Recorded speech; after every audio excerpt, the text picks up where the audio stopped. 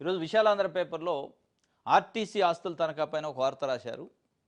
RTC ఆస్తులు తనఖా పెట్టి 1500 కిలోమీటర్ల రోడ్లు మరమ్మతులు, రోడ్లు కొత్త వేయటానికట. ప్రజలపైన పన్నులేసి చెస్ పేరుతోని ఇప్పటికే దానిపైన పెద్ద ఎత్తున చర్చ జరుగుతుంది.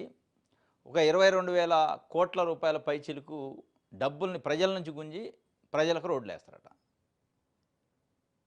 ఇది ప్రభుత్వం వేసినట్లయితే అంటే చంద్రబాబు నాయుడు గారు కూటమి ప్రభుత్వం మెడికల్ కాలేజీల విషయంలో, రోడ్ల విషయంలో అంటే ప్రజలకు సంబంధించి ప్రజలు వాడుకునేది, ప్రజలకు ఉపయోగపడే దాని విషయం వచ్చేటప్పటికి టోల్ గేట్లు పెట్టి వసూలు చేయటం, చెస్లు వసూలు చేయటం, డీజిల్ పెట్రోల్ పైన చేసాట, మైనింగ్ పైన చేసు, రిజిస్ట్రేషన్స్ పైన చేసు వీటితో పాటు ఆర్టీసీకి ఉన్న ఆస్తులను లీజుకి ఇవ్వటం, లేదంటే తనఖా పెట్టడం, దాని నుంచి వచ్చిన డబ్బులతో రోడ్లు వేస్తారట. ఇక మెడికల్ కాలేజీలకు వచ్చేటప్పటికి వాటిని కూడా పీపీపీ మనం నిర్వహించలేము. ప్రభుత్వం ఒక 10-15 మెడికల్ కాలేజీని నిర్మించలేని పరిస్థితి, నిర్వహించలేని పరిస్థితిలో ఉన్నాం. కాబట్టి ప్రైవేట్ వాళ్ళకి ఇద్దాం, అది ప్రైవేట్ కాదు, మళ్ళీ ప్రభుత్వమే అంటారు. ఇక్కడ కూడా ఇది ప్రైవేట్ కాదు, ప్రభుత్వం అంటారు. టోల్ గేట్ వసూలు చేయొచ్చట కొన్ని దశాబ్దాల పాటు. ట్యాక్స్ కట్టాలి, వాహనాలు రిజిస్ట్రేషన్ అప్పుడు లైఫ్ ట్యాక్స్ కట్టాలి, పెట్రోల్ పోంచుకుంటే ట్యాక్స్ కట్టాలి, డీజిల్ పోంచుకుంటే ట్యాక్స్ కట్టాలి. ఇదంతా దీనిపైన పవన్ కళ్యాణ్ గారు మౌనంలో మతలబ్ ఏంటని చెప్పి బయట చర్చ.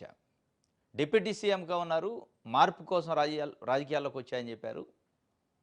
నేను ప్రశ్నిస్తా అన్నారు. ఆయన సందర్భం లేకుండా ఒక్కొక్కసారి ఇప్పుడు స్పందిస్తూ ఉంటారు. లూలు కంపెనీకి భూములు ఇచ్చే విషయంలో ఆర్టీసీ ఇట్లే విజయవాడ ఆర్టీసీ బస్టాండ్, పాత బస్టాండ్ ఇచ్చే సందర్భంలో ఏదో ఒక ప్రశ్న వేసిండు, మళ్ళా మౌనం. ఇప్పుడు ఇది దీంతో పాటు మెడికల్ కాలేజీల పైన మాట్లాడలేదు, ఈ ఆర్టీసీ ఆస్తులు తనఖా పైన మాట్లాడు, రోడ్ల టోల్ గేట్ల పైన మాట్లాడు, ఇంకా ముఖ్యమైనది 44,000 ఎకరాలు అమరావతిలో రెండో దశ భూసేకరణ, దీనిపైన అప్పట్లో ఏదో మాట్లాడిండు, అబ్జెక్షన్ చెప్పిండు. వీటన్నిటిపైన ఎదురు చూస్తున్నారు ప్రజలు. పవన్ కళ్యాణ్ గారు ఏం మాట్లాడతారు? పవన్ కళ్యాణ్ గారు ఏదైనా మాట్లాడితే బాగుండు, వీటిని ఆపితే బాగుండు. రెండో దశ భూసేకరణ అమరావతికి కానీ, మెడికల్ కాలేజీల ప్రైవేటీకరణ కానీ, ఇట్లాంటి ఆర్టీసీ ఆస్తులు తాకట్టు కానీ, ఊరు పేరు లేని కంపెనీలకి భూముల కేటాయింపు, ఈ అన్ని అంశాలపైన ఇది రాష్ట్ర సంపద అన్నమాట. రాష్ట్ర సంపదను తెసిపోయి కొంతమంది ప్రైవేటు వ్యక్తుల చేతిలో పెడితే రాష్ట్రం ఏమైపోవాలి, రాష్ట్రం పరిస్థితి ఏంటి అనే అంశంలో ప్రజాస్వామ్యవాదులు, ఆలోచన చేసేటోళ్ళు, మేధావులు పవన్ కళ్యాణ్ వైపు చూస్తున్నారు. ఎందుకంటే ఇప్పుడు జగన్మోహన్ రెడ్డో లేదా ఇంకో ప్రతిపక్షం మాట్లాడి తినే పరిస్థితి లేదు, కమ్యూనిస్ట్ పార్టీలో చెప్తే తినే పరిస్థితి లేదు. ఒక పవన్ కళ్యాణ్ చెప్తేనే అంతో ఎంతో దానికి సీరియస్నెస్, శాంటిటీ వచ్చే పరిస్థితి. ఆయన మౌనంగా ఉండు. ఎందుకు పవన్ కళ్యాణ్ మౌనంపై నిలదీత ప్రజలంటే, ఆయన ఎప్పుడు ఆయనకు గుర్తు వచ్చినప్పుడు లేదా ఆయనకు అవసరం వచ్చిన అనేది ఇప్పుడు ప్రజల్లో చర్చ. మీ అవసరాలకో, మీ గుర్తింపు కోసం, సెన్సేషన్ కోసం మాట్లాడితే కాదు. ఇది తప్పనిసరిగా ప్రజల కోణంలో, రాష్ట్ర కోణంలో, చరిత్ర కోణంలో మాట్లాడాలి. చరిత్ర క్షమించదు పవన్ కళ్యాణ్ గారు కానీ, చంద్రబాబు నాయుడు గారు కానీ. ఇట్లాంటి ప్రజల ఆస్తిని, ప్రజల సంపదను తీసుకుపోయి మేము సంపదని సృష్టించి పంచుతాం అన్నారు. సంపదను సృష్టించట్లా, పంచట్లేదు, పంచేది ఉన్న సంపదను పంచుతున్నారు ప్రైవేట్ వాళ్ళకి. దీనిపైనే ప్రజలు కోరుకుంటున్నారు పవన్ కళ్యాణ్ మౌనం విడాలి, మాట్లాడాలి, మాట్లాడి ప్రభుత్వానికి అవసరమైన సూచనలు, సలహాలు చేయాలి, అవసరమైతే డిమాండ్ చేయాలి, ప్రశ్నించాలి అనేది పబ్లిక్ ఒపీనియన్. దీనిపైన ఒక వార్తని విశాలాంధ్ర రాసింది. రైట్, ఆంధ్రప్రభ చూద్దాం. నిండా ముంచుతున్న తుఫాన్లు, ధాన్యం అమ్మేదెలా, బతికేదెలా. నిన్న మేంత, నేడు దిత్వ. కళ్ళాల్లో ధాన్యపు రాశులు, మరికొన్ని చోట్ల చివరి దశకు పంట. ఇప్పుడు మళ్లీ వర్షాలు, వణుకుతున్న అన్నదాతలు. మేంతా ప్రభావంతో ఇప్పటికే ధాన్యంలో తేమ, విక్రయానికి నిబంధనలు అడ్డు. 17% తేమకు మించితే కొనని సంస్థలు, మిల్లర్లే దిక్కు, తక్కువ ధరకే అమ్మకం. కళ్ళాల్లో ఆరబెట్టిన ధాన్యం తరలింపు యత్నాలు, లారీలు, రైల్వే వ్యాగన్లు ద్వారా గోదాములకు ఉచితంగా టార్పాలిన్ షీట్లు పంపిణీ చేస్తున్న ప్రభుత్వం. ధాన్యం అమ్మేదెలా, బతికేదెలను రైతు ప్రశ్నిస్తున్న ప్రభుత్వాన్ని. రెండు తెలుగు రాష్ట్రాల్లో విచిత్రమైన పరిస్థితి. తుఫాన్ల పేరుతోని మొక్కజొన్నలు దడిచినాయి, ఒడ్లు దడిచినాయి, పత్తి దడిచింది. తడిసిన తర్వాత ఎట్లాగా తేమ శాతం ఎక్కువ ఉంటుంది. CCI ఏం చేస్తుంది, 12% తేమ శాతం దాటితే తీసుకోము మేము.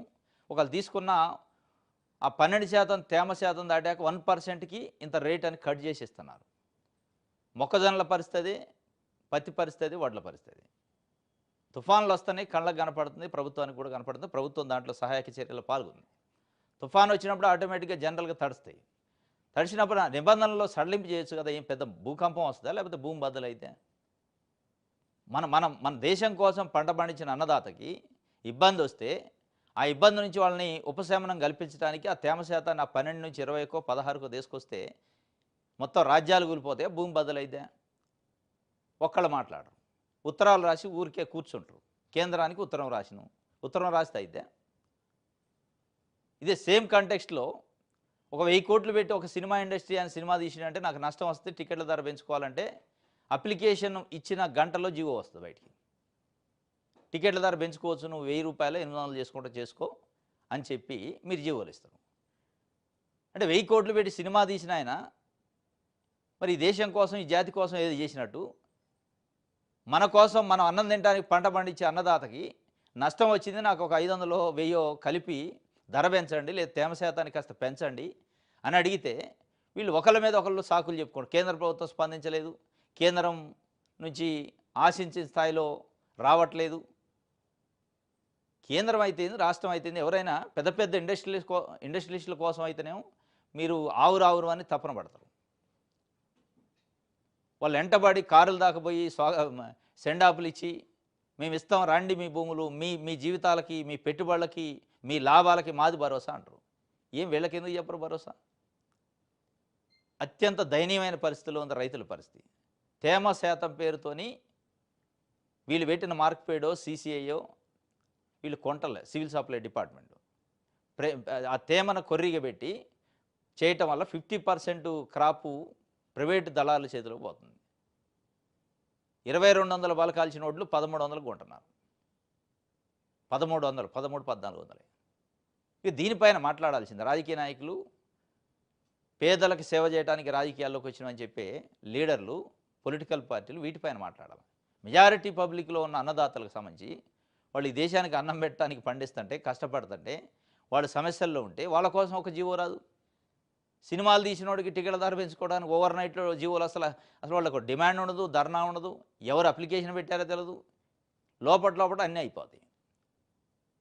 ఇది మేము బ్రతికేది ఎలా అని చెప్పి ఒక వార్తని